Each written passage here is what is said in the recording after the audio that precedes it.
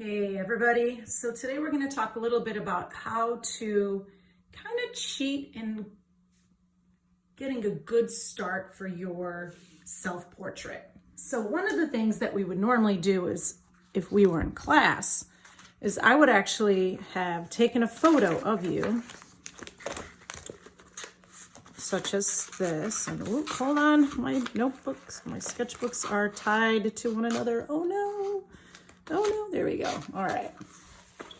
I would take a picture of you, and then I would give you a transparency. So if you still have a transparency, that's great. Then you would take this transparency, look at this, and just kind of draw the very basic things that are going to be essential to your portrait. Then you would go ahead, you're not tracing this, you would try to draw this shape, and then you're going to put this down and be like, okay, that's pretty accurate. If it's not, you would have to alter it and then draw your eyes, be like, oh, yep, that's where my eyes are. All right, good to go. Now, if you don't have your transparency and you lost it, they're kind of easy to lose because they're, transparent. The other thing you can do, and this is what we're going to do at home, this is my little compromise, is all you really need is just a regular sheet of paper, not your paper from your sketchbook, but just a flimsy piece of Xerox paper. And then, don't mind me, you have a picture right there. You can put your paper, which is somewhat transparent, on your picture, and you can do the same thing from your screen, just getting the basic shapes. And then I'm gonna see, okay, this is sort of where my face is gonna be. So then I have that. Let's go back to here. This isn't perfect, I apologize. All right, so now, let's close that guy up. We don't wanna be looking at that guy. All right, so I have this, and I have this picture over here. And what I'm gonna do is I'm gonna attempt it, right? So I'm looking at this because it's much easier to draw from this than from this. So, looking at it, kind of looks like my hair I already drew it once. Looks like my hair is kind of going back a little. And you know what? I should be using this pencil. And I'm seeing a little bit more of my forehead here. All right, so I'm making little changes as I go, and that's what we do. It's trial and error. All right, I'm kind of bringing it down a little. I've drawn my basic shapes. I'm looking at that. Okay, that looks good.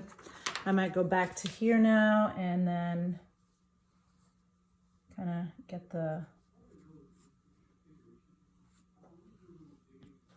get a little bit of the lips and the mouth and the eyes going so you guys can kind of see that.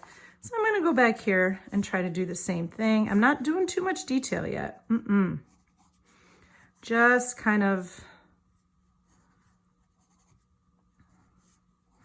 really simply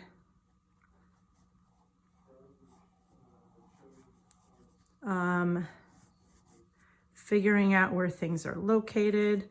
My nose definitely don't see that much of the nostrils, but I do see this.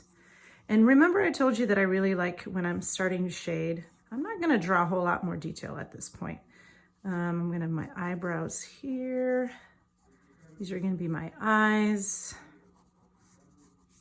And okay, so I'm kind of here at this point. And so what I'm gonna do from this point is really look at, again, this lovely photograph I have of myself here. And what I'm gonna do is I'm actually gonna start with some of the shading that I'm seeing, because this is the center of the face. So this is gonna become really important. And I'm kind of looking, I'm seeing a little bit of the nostril here, and I'm seeing very little here because I'm kind of turned. And I definitely see more of a shadow on this side. Right now it's just being very quick. And then my eyes. My eyes are gonna be like right here. Eyes are gonna be pretty dark. Eyebrows. pupils, that crease above the eye. And I'm kind of slowly starting to map it all out. I'm noticing I have some shading here. Got some shading here. And as I'm drawing, I'm like, wait, my face is a little too big on this side. I'm gonna bring that in. And I'm kind of organically doing this as I go. Then I'm noticing, okay, my chin is gonna be more here. I'm switching it and fixing it, all based on the little bit that I saw. So the nose here is gonna be significantly darker. And I'm slowly kind of, all right, like I'm saying, I don't really have a whole lot of bags under the eyes here, amazingly. I must have gotten a good night's sleep. I haven't seen that side of me in a long time. I'm gonna erase this now because it's kind of tripping me up a little bit, but you can kind of see how this is all sort of starting. I know the hair is gonna be pretty dark. You see a little bit of my ear here. Actually, the hair goes in here. So I'm gonna erase that. And then you see my neck. And then see the, okay, neck is here. All right, now I'm gonna start to go a little bit darker. I'm seeing more shadows here. And notice I haven't really put a whole lot of detail into anything yet. I'm just kind of figuring out where things are located. And then from there, I'm starting to add the shadows because they're what's gonna create that three-dimensional feel to my face. And you can also use your blending stick. The blending stick I have right now is kind of dirty, so, but I'm slowly starting to see somebody that's three-dimensional forming right on the page. And then I'm gonna start going in and doing more details and always auto-correcting. Like I'm looking at this now and this definitely comes out a little bit more here. Why didn't I see that before? And then it's definitely dark under my eyes because I have a lot of makeup on. This was for my birthday, so I got all dressed up. I won't tell you which birthday, but it was an important one. Anyway, so this is kind of how you start your portrait. Hopefully this is gonna help you.